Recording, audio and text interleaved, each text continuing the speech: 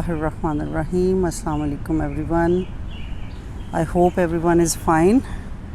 और आज मैं आपके साथ शेयर करने जा रही हूँ हमारी बुक जो है फतूवा and raising mails into secret manhood का एक और चैप्टर।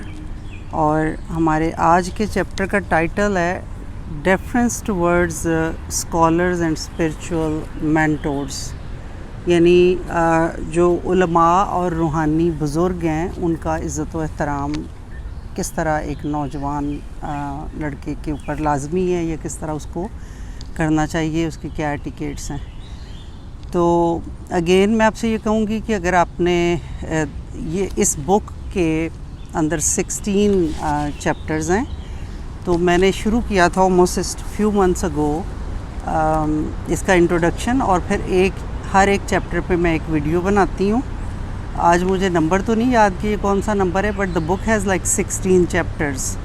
तो हर एक चैप्टर पे एक वीडियो पहले बनी है जो गुज़रे हैं, और आइंदा भी बनाऊँगी इंशाअल्लाह। अगर आपने इससे पहले वाली वीडियोस नहीं देखी और आप अंडरस्टैंड करना चाहते हैं कि what is this book about, तो आप वो वीडियोस ज़रूर देखें, स्पेशली इंट्रोडक्शन वाली वीडियोस देखें।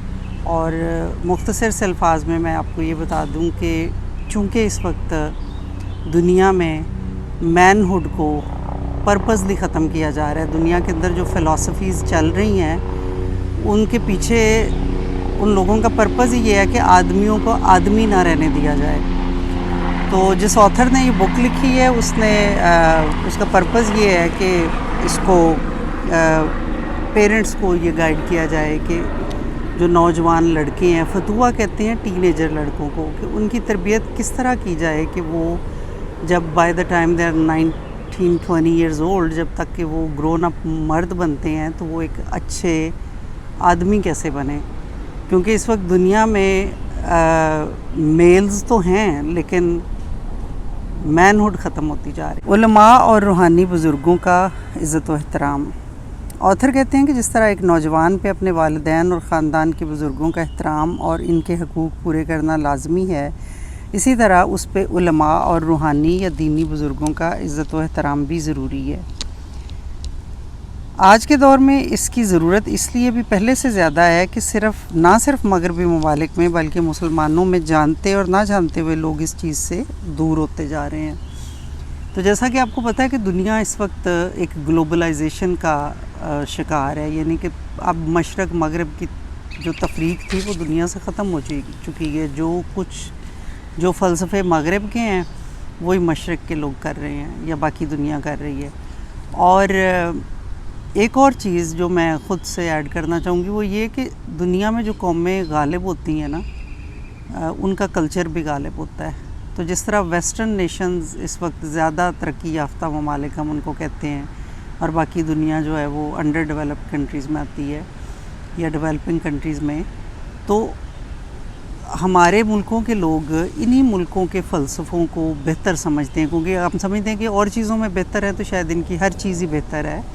And that's not the case, क्योंकि हमारे पास जो हमारा फ़लसफ़ा सबसे पहले जो इस्लाम का और हमारे दीन का है, जो कि हमें एक बैलेंस्ड लाइफ गुजारना सिखाता है, उससे बेस्ट दुनिया में फ़िलासफ़ी और कोई भी नहीं है। लेकिन इन चीज़ों को रिवाइव करने की इसलिए ज़रूरत है कि आज हम खुद पेरेंट्स और हमारे बच्चे हम दीन से बहुत दूर जा चुके हैं। We need to learn those things कि हम किस तरह अपने बच्चों की तरबियत करें, किस तरह अपनी ज़िंदगियों पे अपने दीन को अप्लाई करें। तो अल्लाह ताला हम सबको उस रास्ते पे चलने की तौफीक दे जो सीधा है, स्ट्रेट है, जिसमें कोई गलत फ़लसफ़ा नहीं है, कोई टेढ़ा फ़लसफ़ा नहीं है। Everything is simple, straight and easily understood.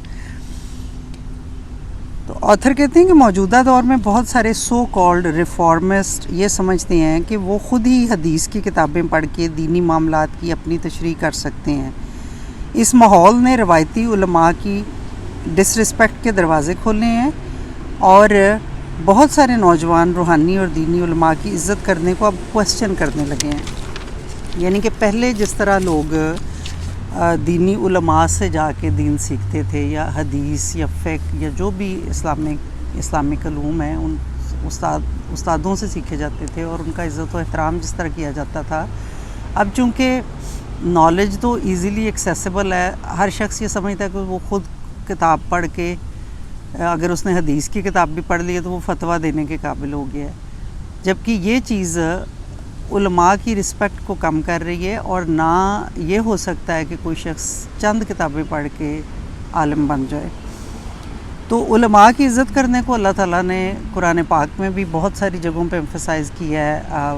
اللہ تعالیٰ فرماتے ہیں لوگوں سے کہ اگر تمہیں نہیں معلوم تو جاؤ اہل علم سے پوچھ لو، یعنی علم والے لوگ جو ہوتے ہیں ان کا عزت یا ان کا درجہ جو ہے وہ عام لوگوں سے زیادہ ہوتا ہے۔ اور ایک اور سورہ کہف میں جو واقعہ ہے موسیٰ علیہ السلام کا اور حضرت خضر علیہ السلام کا، کہ حضرت خضر علیہ السلام کے پاس موسیٰ علیہ السلام علم سیکھنے گئے تھے، تو اس واقعے سے بھی ہمیں یہ پتہ چلتا ہے کہ ایون اللہ کے نبی ہونے کے باوجود جو انبیاء ہوتے ہیں ان کے پاس سب سے زیادہ نالج ہوتا ہے ایک عام آدمی کے مقابلے میں۔ لیکن ایک موقع پہ موسیٰ علیہ السلام نے، کسی نے پوچھا کہ کون سب سے زیادہ جانتا ہے، تو موسیٰ علیہ السلام نے کہا کہ میں زیادہ جانتا ہوں۔ اور اس بات کا مطلب ان کی یہ نہیں تھا کہ وہ ایروگنس تھی، ان کا مطلب تھا کہ انبیاء عام لوگوں سے زیادہ جانتے ہیں سب اللہ، کیونکہ ان کے پاس اللہ کا دیا ہوا نالج ہوتا ہے۔ لیکن اللہ تعالیٰ نے ان کو یہ کہا کہ نہیں، میرا ایک اور بندہ ہے جو تم سے بھی زیادہ جانتا ہے۔ تو موسیٰ علیہ السلام نے کہا کہ میں ان کے پاس جا کے ان سے سیکھنا چاہتا ہوں۔ تو اس مثال سے میں ایک تو یہ پتہ چلتا ہے کہ چاہے اللہ کے نبی بھی ہوں، ان کے اندر جو ایک ڈرائیو ہوتی ہے علم کو سیکھنے کی، وہ موجود ہوتی ہے، وہ کم نہیں ہوتی۔ اگر وہ اپنے سے بھی بہتر یا اپنے سے زیادہ جاننے والا کسی کو پاتے ہیں تو اس کے پاس سیکھنے کے لیے جاتے ہیں۔ تو اسی طرح موسیٰ علیہ السلام خضر علیہ السلام کے پاس گئے، اور ایک مخلص نوجوان جو ہے وہ بھی اسی طرح کرتا ہے کہ وہ اپنے سے بہتر عقل رکھنے والے سے اور اپنے سے زیادہ جاننے والے سے رہنمائی لینا جو ہے وہ ضروری سمجھتا ہے۔ ایک نوجوان کے لیے ضروری ہے کہ وہ علماء اور اپنے روحانی رہنما کی عزت دل سے اور اپنے رویے سے کرے۔ سید عبدالسلام السمری فرماتے ہیں کہ روحانی بزرگوں کی عزت و احترام کا مطلب ان کی عزت و ناموس کی حفاظت کرنا، ان کی خدمت کرنا اور ان سے سچی محبت کرنا ہے۔ اور اپنے رویے سے علماء کی عزت کرنے کے کئی پہلو ہیں۔ رسول اللہ صلی اللہ علیہ وسلم فرماتے ہیں کہ وہ ہم میں سے نہیں جو چھوٹوں پہ رحم نہیں کرتا اور بزرگوں کی عزت نہیں کرتا۔ اور بزرگ کا مطلب صرف عمر میں بڑا ہونا نہیں ہے، جو شخص علم میں اور رتبے میں بھی آپ سے بڑا ہو وہ بھی بزرگ ہوتا ہے۔ جس طرح ایک نوجوان کو اپنے والدین کے آگے اپنی آواز بلند نہیں کرنا چاہیے، اسی طرح بالکل اسے اپنے اسپرچول گائیڈ کے سامنے بھی اپنی آواز بلند نہیں کرنی چاہیے۔ سید عبدالقادر جیلانی فرماتے ہیں کہ جس طرح کسی شخص کو اپنے باپ کے آگے نہیں چلنا چاہیے، اسی طرح اپنے استاد یا اسپرچول گائیڈ کے آگے بھی نہیں چلنا چاہیے۔ آپ مزید فرماتے ہیں کہ استاد کے کمرے میں داخل ہونے پہ نوجوان کو اس کے لیے احترام میں کھڑا ہونا چاہیے۔ اب یہ جو کچھ بھی ہے یہ میں نے بک میں لکھا ہوا آپ کے آگے ٹرانسلیٹ کیا ہوا آپ کے سامنے رکھ رہی ہوں۔ اینڈ آئی نو کہ there are videos on YouTube Pakistan کے اندر جس میں علماء کے لیے کھڑے ہونے کے اوپر کافی ڈبیٹ موجود ہے، and I am not going to take this into debate. میں صرف یہاں پہ یہ ایز اے فوٹ نوٹ آپ کو یہ بتا رہی ہوں کہ these are not my words, I am just sharing author's perspective with you. Syed Abdul Qadir Jilani مزید فرماتے ہیں کہ ایک نوجوان کو اپنے استاد کی اجازت کے بغیر کمرے میں بھی داخل نہیں ہونا چاہیے۔ اپنے بزرگ کی محفل میں بیٹھے ہوئے ایک نوجوان کو دوسرے لوگوں سے بات بھی نہیں کرنا چاہیے جب تک کہ کوئی خطرے سے آگاہ کرنے والی بات نہ ہو۔ محفل میں نہ مذاق کرے، نہ اونچی آواز میں ہنسے، بلکہ خاموشی سے سنے اور صرف اس وقت بولے جب استاد اس سے کوئی سوال کرے۔ ظاہری رویے سے عزت و احترام کے اظہار کا ایک اور طریقہ اپنے استاد کے ہاتھ چومنا بھی ہے۔ ایک روایت کے مطابق جب جعفر بن ابی طالب ابیسینیا سے واپس آئے تو انہوں نے رسول اللہ صلی اللہ علیہ وسلم کے ماتھے کو چوما۔ ایک اور روایت کے مطابق حضرت انس بن مالک رضی اللہ تعالیٰ عنہ سے پوچھا گیا کہ انہوں نے کبھی رسول اللہ صلی اللہ علیہ وسلم کو چھوا، تو انہوں نے فرمایا کہ ہاں میں نے ان کے ہاتھ کو چوما تھا۔ ایک اور روایت کے مطابق رسول اللہ صلی اللہ علیہ وسلم نے فرمایا کہ کسی کو اجازت نہیں کہ وہ میرے بعد کسی دوسرے کے ہاتھ کو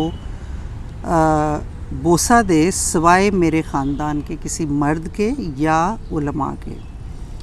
دل سے علماء کا احترام کا مطلب ان سے محبت کرنا، ہر موقع پہ ان سے مخلص رہنا، ایک نوجوان کو ان کے لیے سلامتی اور حفاظت کی دعا کرنا چاہیے، اور جو خدمت بھی ان کی کرے وہ اللہ کی خاطر ہو۔ تو اس کے ساتھ ہمارا جو آج کا جو چیپٹر ہے وہ کنکلوڈ ہوا ہے۔ اگر آپ کو یہ ویڈیوز اچھی لگتی ہیں تو پلیز مجھے اس پہ اپنا فیڈ بیک دیجیے گا۔ جب میں نے یہ بک پڑھی تو مجھے بہت اچھی لگی، اور میرا پرپز یہ تھا کہ میں اس کے میسیج کو آگے لوگوں کے ساتھ شیئر کروں، کیونکہ واقعی دنیا میں اس وقت جس وقت میں ہم رہ رہے ہیں، اس دور کو فتنوں کا دور کہا جاتا ہے، اور ان فتنوں کا شکار سب سے زیادہ ہمارے بچے ہیں۔ فتنے بنانے یا چلانے والوں کا جو ٹارگٹ ہے وہ ہمارے بچے ہیں۔ تو ہم اپنے بچوں کی اچھی تربیت کس طرح کر سکتے ہیں، کتنی کوشش کر سکتے ہیں، اس کے لیے ہمیں بہت ایفرٹ کرنے کی ضرورت ہے۔ اللہ تعالیٰ سے دعا ہے کہ اللہ پاک ہم سب کو توفیق دے کہ ہم خود بھی اللہ پاک کے بتائے ہوئے راستے پہ چلیں، اپنی اولاد کی تربیت بھی انہی خطوط کے اوپر کریں، کیونکہ ہماری اگلی نسلوں کا ایمان تبھی بچ سکتا ہے جب ہم بہت زیادہ ایفرٹ کریں گے، بہت کوشش کریں گے۔ رزلٹ اس کا پھر بھی اللہ کے ہاتھ میں ہوتا ہے، کیونکہ یہ ضروری نہیں ہے کہ ہم جتنی کوشش کریں اپنی اولاد کی اچھی تربیت کرنے کی وہ اچھا ہی نکلیں۔ اس کی بہت ساری اگزامپلز بھی موجود ہیں۔ نوح علیہ السلام کا بیٹا، نبی کا بیٹا ہونے کے باوجود بھی اپنے باپ کے دین پہ نہیں تھا۔